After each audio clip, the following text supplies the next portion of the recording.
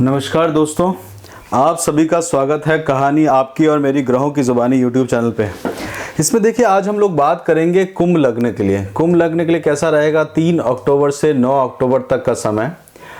नक्षत्रों की एनर्जी भी जानेंगे और इस सप्ताह के प्रेडिक्शन के बारे में बात करते हैं। आज बात करते हैं, देखिए 11 नंबर आया है आपके लग्न के ऊपर में, और ये इसके जो आपके जो लग्न के जो प्लेनेट जो रहते हैं, जो लग्नेश हैं, वो शनि रहते हैं।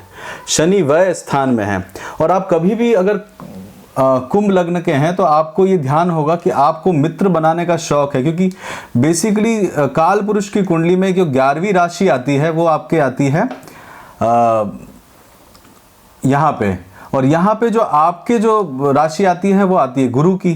तो गुरु की राशि आने से आपको क्या होता है, मित्रों के साथ में सोसाइटी, क्लब, जो बड़े बड़े प्रतिष्ठान रहते हैं वहाँ से आप संबंध रखते हैं। गुरु मतलब बड़े बड़े प्रतिष्ठानों से आपका संबंध, और ये जो है लाभ का स्थान है। लाभ मतलब जो धन से आप लाभ कमाने वाले हैं, जीवन में मान सम्मान करने वाले हैं, जीवन के अंदर में आपकी जो उच्चता आने वाली है, उस लाभ को आप देखेंगे तो गुरु यहाँ पे आए हुए हैं, यानी कि घर के स्थान में, धन के स्थान में। तो लाभेश और धनेश का योग आपके जीवन में अभी भी बना हुआ है।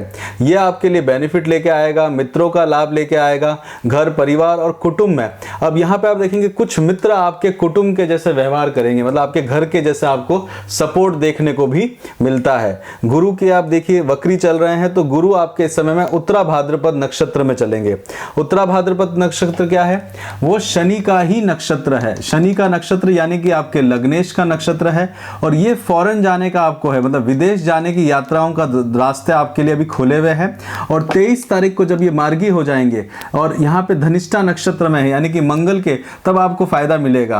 अभी मंगल जो है आपके कहाँ चल रहे हैं, मंगल आपके 2nd हाउस में चल रहे हैं। मंगल आपके लिए जो देखा जाए आपके 12वें स्थान में उच्च के होते हैं, और 12वें स्थान के अंदर में आप जो है अपने पराक्रम को, शत्रुओं के ऊपर में पराक्रम को दिखाते हैं।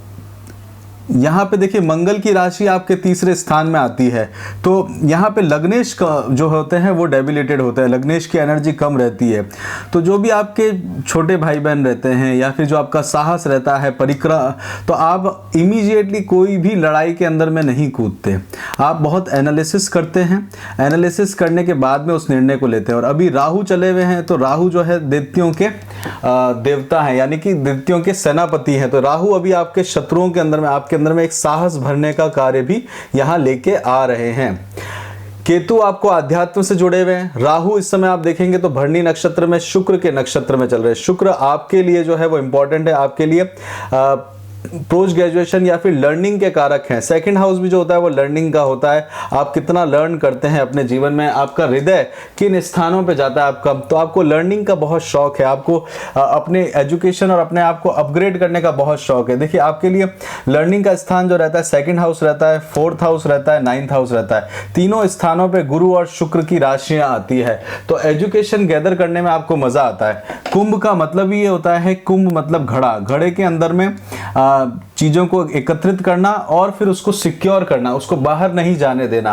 तो आप एजुकेशन को सिक्योर करते हैं और बाहर नहीं जाने देते। सूर्य के लिए बात करें, सूर्य आपके 7वें स्थान के स्वामी है, और यहाँ पे वो सूर्य आपके इन-लॉज के परिवार में आए हैं। तो 7th हाउस का स्वामी, उसका 2nd हाउस जो हो गया था, यानी कि 7th हाउस के कुटुंब के बारे में यहाँ पे बात हो रही है, उनके धन के बारे में बात हो रही है, कुटुंब। और साथ के साथ में कुटुंब के अंदर में आप देखेंगे, आपके इन-लॉज के परिवार के अंदर में आप देखेंगे तो विपरीत राजयोग यहाँ पे बना हुआ है। बुध वहां पे चल रहे हैं, बुध उत्तरा फाल्गुनी नक्षत्र में है। उत्तरा फाल्गुनी नक्षत्र अपने आप में जो है वो सूर्य का नक्षत्र है, बैलेंस नक्षत्र है। तो यहाँ पे आप अपने इन-लॉज के परिवार में प्रोग्रेस होते हुए देखेंगे, अपने इन-लॉज के कुटुंब के अंदर में आपको प्रोग्रेस होते हुए दिखेगी। शुक्र भी जो आपके लिए कारक ग्रह है वो भी वहां पे गए, हालांकि उनकी एनर्जी कम है, बट फिर भी वो आपको सपोर्ट करेंगे। और हस्त नक्षत्र में है, चंद्रमा के नक्षत्र में है, तो यहाँ पे रोग, ऋण और शत्रुओं के ऊपर में जिन चीजों को आपको भय लगता है वो आप अपने इन-लॉज के परिवार में होते हुए इस समय में देख पाएंगे। आगे की बात करते हैं, इस समय में यात्राएं करते हुए आपको ध्यान देने की जरूरत पड़ेगी। चंद्रमा से बात करते हैं, चंद्रमा मकर राशि में रहेंगे, यानी कि 12वें स्थान में रहेंगे, पूर्वाषाढ़ा नक्षत्र में रहेंगे। पूर्वाषाढ़ा नक्षत्र जो है वो अपने आप में गुरु का पूर्वाषाढ़ा नक्षत्र शुक्र का नक्षत्र है। तो यहाँ पे आप देखेंगे तो आपको छठे अष्टम भाव का 12वें स्थान से संबंध होगा, तो हेल्थ का ध्यान देने की जरूरत पड़ेगी इस दिन। ये दिन आपके लिए खर्चे वाला बना रहेगा। उसके बाद में चंद्रमा 4 तारीख को उत्तराषाढ़ा नक्षत्र में जाएंगे। उत्तराषाढ़ा नक्षत्र के अंदर में आप जो है धर्म से रिलेटेड काम करेंगे। हो सकता है कोई रिलीजियस जगह पे आपको काम करने का मौका भी आपको मिले। 12वां स्थान जो रहता है एकांत का भी रहता है। इस समय में आइसोलेशन वाली सिचुएशन भी बनी हुई है, क्योंकि शनि 12वें स्थान में है। आपको वहां पे भी कार्य करने की आवश्यकता देखने को मिलेगी।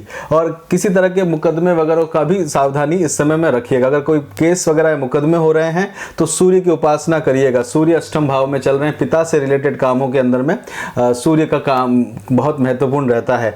केतु डिटैचमेंट लेके आता है, लक का सपोर्ट देखने को नहीं मिलता है। यहाँ पे चंद्रमा जो है अब आपके चलेंगे मकर राशि में, यानी कि श्रवण नक्षत्र के अंदर में। श्रवण नक्षत्र अपने आप में चंद्रमा का नक्षत्र है। चंद्रमा जो है वो आपके लिए छठे स्थान के स्वामी हैं। विष्णु यानी कि आपके लिए लाभ वाला स्थान है। आप अपने लाभ के लिए काम करते हुए इस दिन दिखेंगे, अपने आप को सुनियोजित होते हुए, अपनी एक बड़ी योजनाओं को कार्य देते हुए इस दिन आपका समय जाएगा। देखिए जब चंद्रमा आपके 12वें स्थान, तो इस दिन यात्राएं भी आती है। 12वां स्थान ट्रैवलिंग के रिलेटेड भी आपको लेके जाता है, बट ट्रैवल के अंदर में बहुत अधिक अगर आपको फायदा नहीं मिल रहा है तो केतु के आप उपाय करिएगा। कुत्ते को बिस्किट दे के जाइएगा, किसी गरीब को कपड़े दे के जाइएगा, उससे आपको लाभ देखने को मिलेगा। किसी को ठंड लग रही हो तो उस ठंड के अंदर में उपाय करने से फायदा मिलता है। छाता दे सकते हैं, काला छाता किसी को दान देना हो वो बेनिफिट रहता है। साथ के साथ में आगे चलते हैं। चप्पल देने से फायदा मिलता है, क्योंकि 12वें स्थान में शनि चल रहे हैं, केतु भी जो है वो भी चल रहे हैं, तो चप्पल दान देने से भी आपको लाभ देखने को मिलेगा।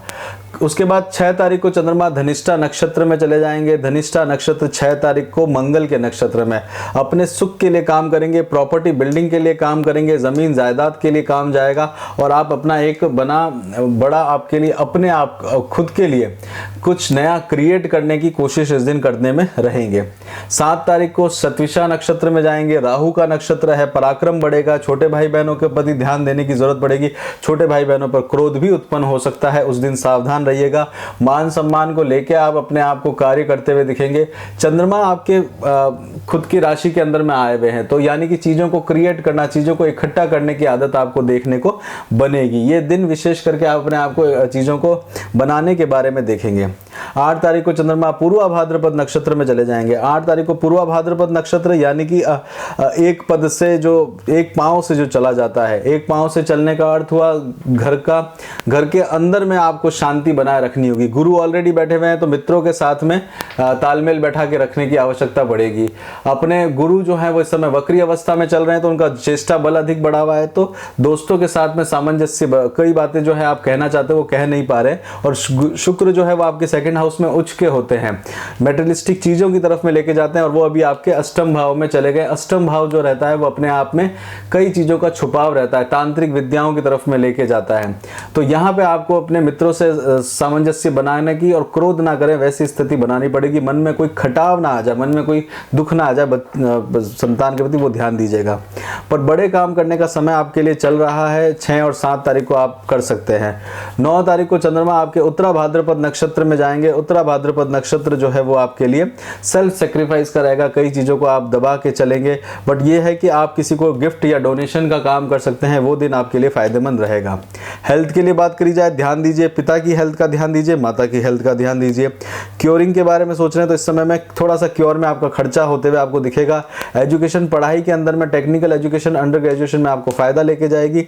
पोस्ट ग्रेजुएशन के अंदर में फोकस लाइएगा।